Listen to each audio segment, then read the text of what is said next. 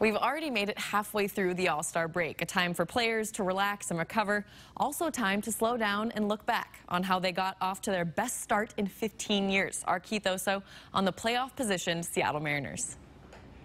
The familiar side of spring training. Back in February, every team had high hopes of a good season.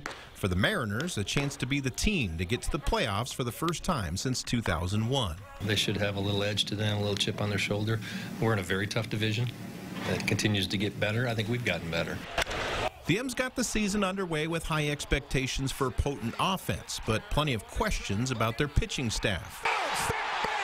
Scott Service had his team off to a much better start than last year, a point of emphasis coming out of spring training. Until May 15th, the Mariners' season was turned upside down. Cano cracks this deep right field. Robinson Cano suspended for 80 games. Big news that had many thinking their season was over. Back up the middle. But the M's would rise up. A late comeback win over the Tigers just a couple days later to get them going in the right direction. We were down and we could have just gave up, but we did. That's what we needed, man. We've kind of been down in the dumps the last few games, and, it ended up turning around for us.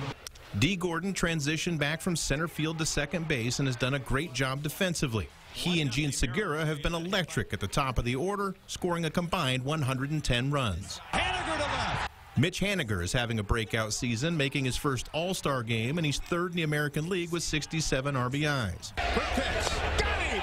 As for that question mark on the mound, answered.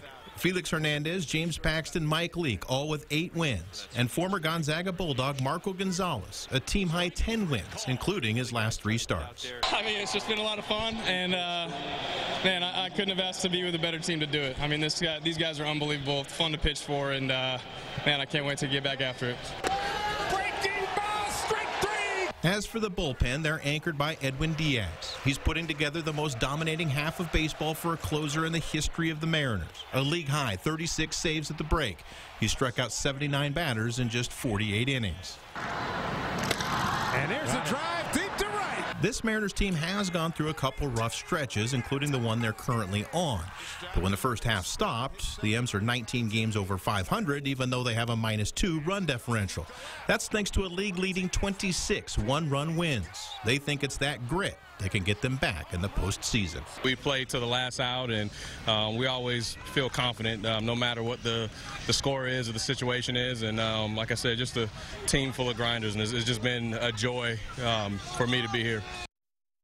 They'll get back to the grind in just 2 short days. Wade LeBlanc on the mound as the M's host the Chicago White Sox for a 3-game series that starts on Friday night.